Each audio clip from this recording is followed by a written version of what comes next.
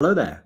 Thanks everybody for tuning in for Conservation Conversation number 31. It's great to have you here and I hope you enjoyed the last few sessions. We've had Sam Lee, Rachel Samani, Dowdy Matsiko, some real heroes of Stornoways and of the Manchester Folk Festival coming up in March 2026. And I'm thrilled today to have another very special guest joining me. Before I reveal who they are, let me give you a quick news update. So Stornoway's reissued Bonksy album is now on sale and it's going to be with you in December. So we're really proud to bring you that and thrilled to have a couple of cover songs on there as well. Go and subscribe and check out our channels to find out who we've covered. But these are some artists going back to the earliest days of the band. They're artists who've greatly inspired us. And I hope you enjoy our versions of their music. And then if you have already ordered your copy of Bonksy reissue, and also your Royal Albert Hall tickets for March. Remember, we're playing on Monday the 30th, 2026. Then check out the merchandise store because we have just recently released the seasonal code for subscribers to get a very decent whack of a discount off their merch. And there's some festive items in there newly added. Thank you. So that's the update from Stornoway. And now I'd like to bring in my very special Conservation Conversation guest. This series is filmed in collaboration with Manchester Folk Festival and Sound Roots. And they, together with Folk on Foot, are hosting the Folk Album of the Year competition, which is now underway. The deadline has passed for submissions. We might be talking to today's guest and certainly the future guests as well about their albums and their hopes for getting an award for their album. This is the first year that the Folk Album of the Year award is running. So this is why I'm super keen to talk to everyone about it. And without further ado, I'm going to bring in Arthur from Penguin Cafe. Welcome, Arthur. Thanks for giving us your Tuesday evening. Absolutely. Lovely to be here. And can you tell us any exciting facts about the upcoming show in Manchester and anything that folks can expect? There's going to be loads of music running that weekend, so they should come and see you for any particular highlights you can offer. Well, the tour we're doing at the moment, we're focusing 100% on playing music by my dad, Simon Jeffs, from the original Penguin Cafe Orchestra. This is because Universal, who have they have my dad's original studio albums, and they've reissued everything on vinyl. And this is the first time I think a lot of those have been available since the 80s. Yeah. And so, and it is really nice to be able to play a full show of just my dad's music. Because traditionally we play a mixture. Try and get a balance. But at the moment it's just tunes from that I remember from. Excellent. So it's quite a fusion of nostalgia and commemoration and a really special once in a lifetime moment, right? A special anniversary with a release that people can buy from you at the shows. Yes, exactly. Yeah, we have a bunch of them, and we're realizing that it's basically 50 years since the first Penguin Cafe Orchestra records came out. So it's that's a good number. Yeah, excellent. And can you tell us about the format that's being toured at the moment? Is it like you're recreating the audio live, the stuff that people may have been listening to for 50 years, or are there different takes on it? Well, we, as a starting point, we went from the 1987 live recording, When in Rome, which was done at the Royal Festival Hall. And I really remember that concert.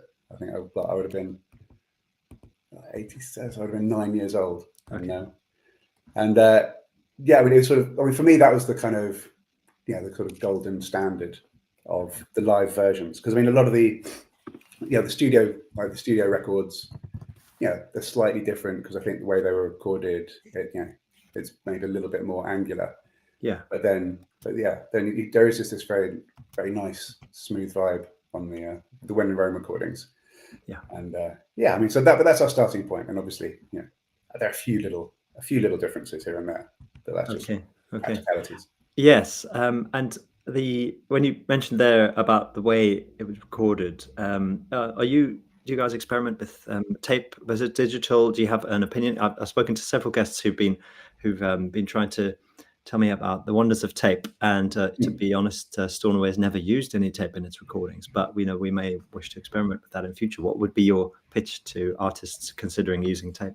Well, I mean, it's interesting because I think, yeah, the main difference is process and obviously the time taken. And so working with tape, I think it does really focus like the intentionality of getting a thing done. Whereas I think digital recording can be much more throwaway, sort of infinite, and you just, press a button and go again. Whereas if you are lining up tape machines, I mean, I used to have my dad's Studer A80, which was like a 1-inch 8-track. Okay.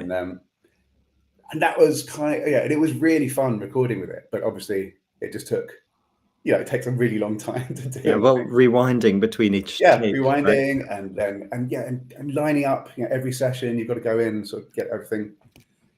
I mean, I think in terms of the outcome, I think when things are now, the state of the technology is such that, I mean, you can get things to sound pretty good without the tape bit.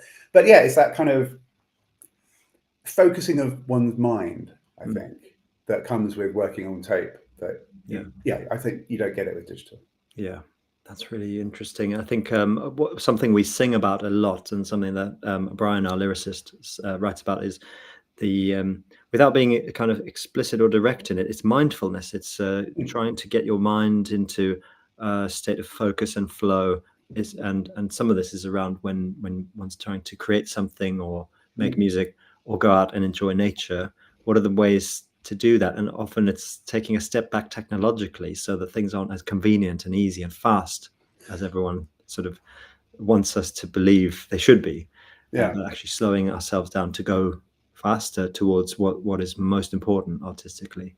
Yeah, well, I remember reading years ago about so before you had paper, there was a thing called Silverpoint, which a way of sort of drawing or writing, and you'd be like writing onto sort of vellum using the pen is just made of silver, and then it kind of creates a dark mark, and if you go harder and harder, it's darker, all that stuff. But obviously the vellum or whatever material you're writing onto is incredibly expensive, and the pen is incredibly expensive.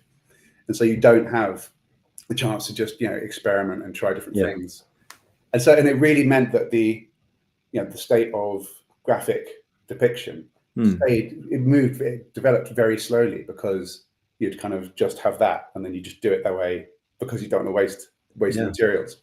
But then when you start having paper, then it frees things up. And so obviously on the one hand, it's less special because you've got, you can do a bunch of joints, but then it does also free you up to try different things, experiment.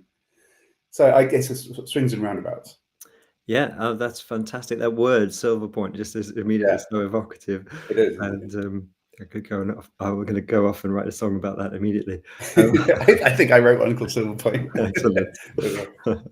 Well, I'm going to take us on to our conservation conversation questions. So these are the same ideas I put to all my guests. And the first one would be, in terms of the conservation of craft and music, and maybe the Silverpoint illustrative graphic depiction is a really good way into this, because what we're going to talk about is blending the old and the new.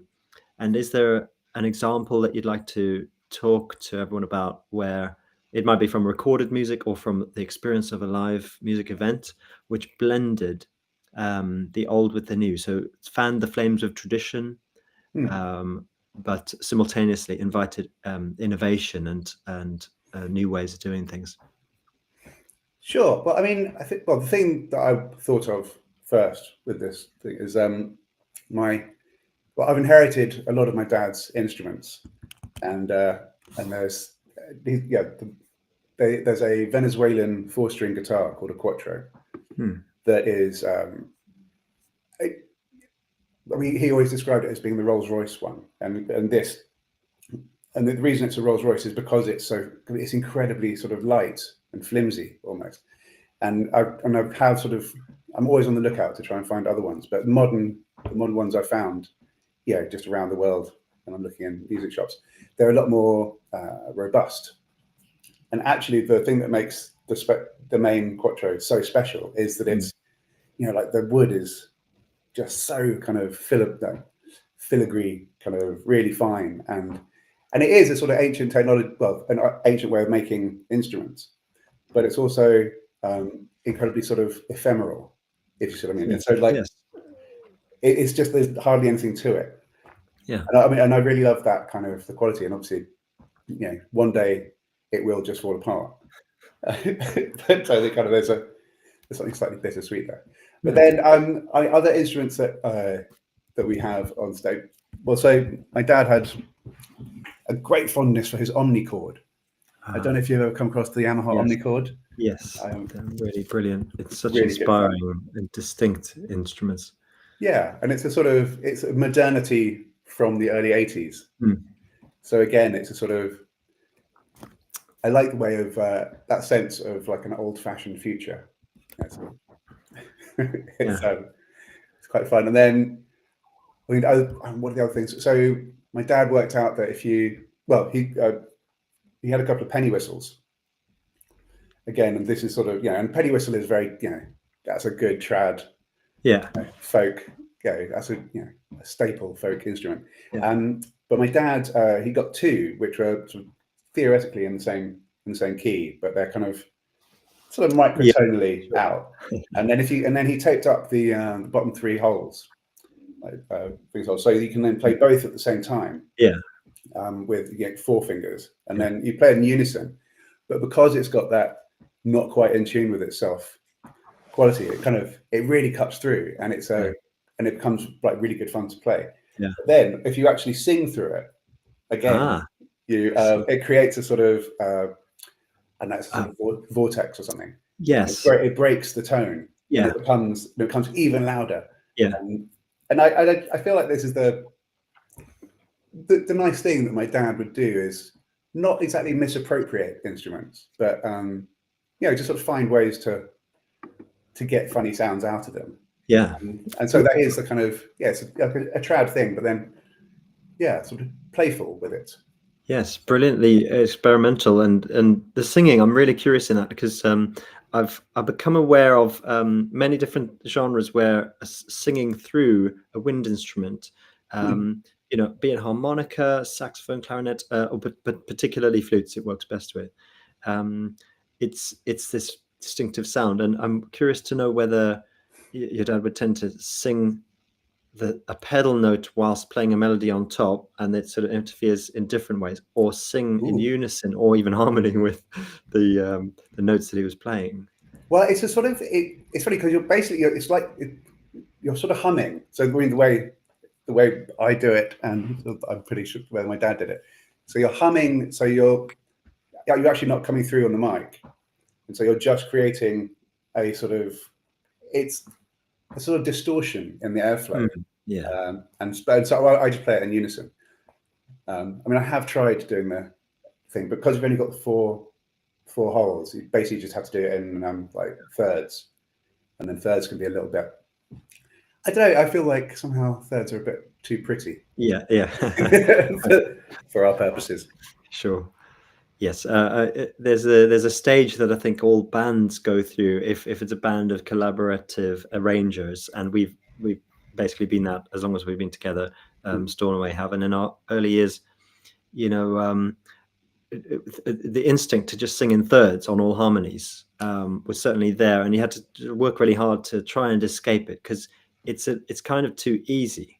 In case anyone's watching who doesn't know, the first bits of music theory, it's like anything a third above, it's pretty much guaranteed to sound good or acceptable within the key. But we tried to really broaden that and go for the kind of parallel fifths and fourths that you're coached not to do in certain schools.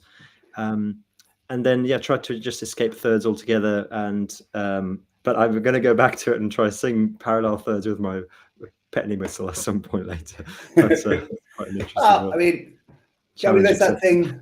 Well, exactly. So, but I quite like leaving out thirds, just because then you can keep things. You haven't resolved whether it's major or minor, or if you're getting into it frees up some sort of modal variance. But yeah, I mean, but there is also, I think, with penny whistles as well, because it's such a kind of clear and very kind of very evident sound and instrumentation. I think if you then start playing, parallel thirds, it's going to be, it's a bit chocolate boxy. Yeah, absolutely. I want to then move to our next question, which becomes about location and place, and ask you about conservation in the sense of the environment. So this is more of the way that most people understand that word conservation when they hear it in the everyday. So I'm going to ask if there's a particular place, maybe it's a venue or a recording studio or somewhere that's inspired some of the music making, or where you've witnessed some music making, and just what's your favorite place that invited nature in to be part of the music experience? Well, I mean, there's two instances spring to mind. The first is going right back to the beginning of my dad when he was just starting out at the Penguin Cafe Orchestra, and I was in touch with Gavin Wright, who was violin player, and Gavin sent me a recording that he had from the very first time that they went to. It's sort of my dad's parents had a place in Sussex, like a little cottage, and they all went out for the weekend and just recorded a nightingale, and then recorded a number of tunes, sort of based around the nightingale thing. And I think, and just that story, because it really kind of grabs a moment. They were a lot younger then than I am now, if you see what I mean. This is like early 70s. But it's a really beautiful recording, and the musicality of it and the way that it inspired them, I think there's something incredibly sort of authentic and kind of just quite sweet and kind of faintly heartbreaking. This idea of just a moment in time that's kind of that then has been recorded and kept. But and then the other thing I thought is so my mum lives out in Italy. And she did all the original artwork for my dad's albums, and but now she is a stone sculptor, and together we bought a place about 15 years ago, in southern Tuscany, and it's a sort of ruined monastery. So like the church has fallen in, and bits of it are falling down over it. But I moved out there for lockdown, and so we did 2 years there, and I moved my studio there. And so I've got my dad's old Bluthner grand piano. Wow. Yeah. And it is absolutely my favorite place to write and for prepping for anything. And we recorded our last album mostly out there. Oh, fantastic. And it's a sort of, and there's something very nice about just being in a place just with one job in mind, So if you're working in London and you go home at the end of the day, I think things become a lot less focused. But there was this very sweet thing of having the whole band there, and I mean, obviously not everyone recording at once all the time. Sure. But within the practical limitations of what's possible and feasible to get through the working time, bringing everyone to a single place. It's in fact, Stornoway's adventures around this very topic are varied, and we've over the years experimented with recording totally remotely. Long before COVID, that was our way of doing things. All right. Individuals sitting in their living rooms and sending files across the ether to eventually be mixed by somebody. But at various points, we've also got into a single space and spent a whole summer camped out in a garden to really get to know the songs and play through them and record them in interesting ruined spaces, and I think that's always preferable. It's more like being on a little holiday and forming.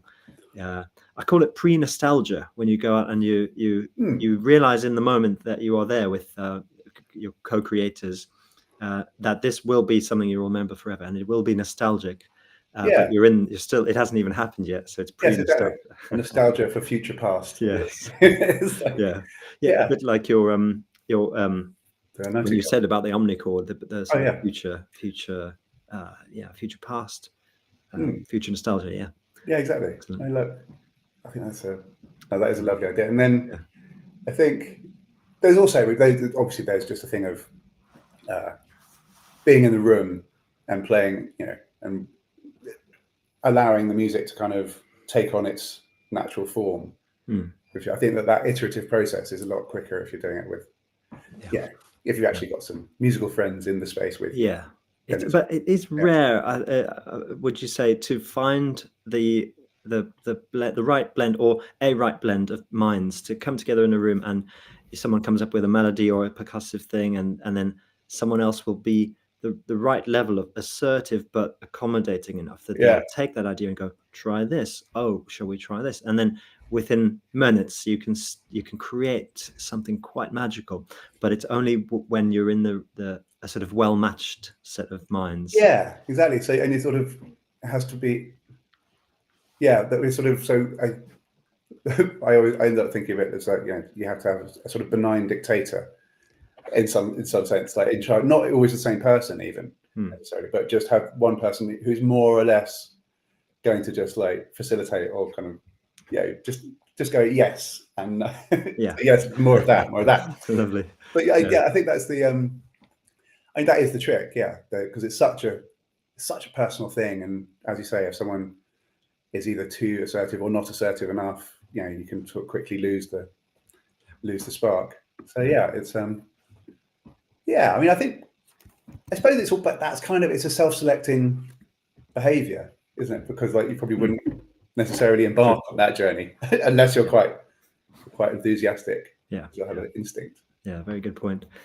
Well, it's really interesting talking to you about this, especially that you're in the sort of a group who are echoing the creations of the original Penguin Cafe Orchestra, and how you must you're sort of conscious of reliving the way that the members, and particularly your dad, would have been creating and crafting all that stuff.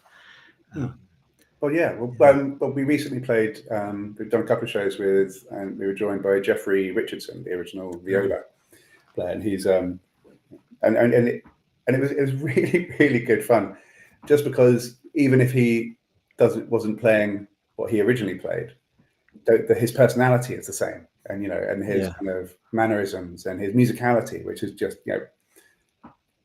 insanely good, but very distinctive. And so it was very moving. I found it very moving to kind of, again, it was like going back and then experiencing sort of an alternative, like an alternative past, and all this stuff. And I mean, I suppose that is I think when the joy for me of playing my dad's music is there's a profound nostalgia and there's a quality of like it's like a warm blanket, sort of. But I think to a large extent that is shared by the audience in general, who kind of remember the stuff from over many years. And there is something obviously magical about being played live. So yes, well, that's exactly the encouragement that I'm going to give the audience as we close. Everyone, if you like the sound of that, the warm blanket, and re-experiencing this music, this very special music from so long ago, please go grab tickets now for the various shows. And it's been a real pleasure talking to you, Arthur. Thank you. What a treat. Yeah, really good. I will wrap up by just saying we've got more very exciting guests coming on throughout the rest of this series. We're running through till March, which is when the Manchester Folk Festival 2026 is happening. And thanks again to Arthur and to all the guests. Thank you, everybody, for giving us your Tuesday evening.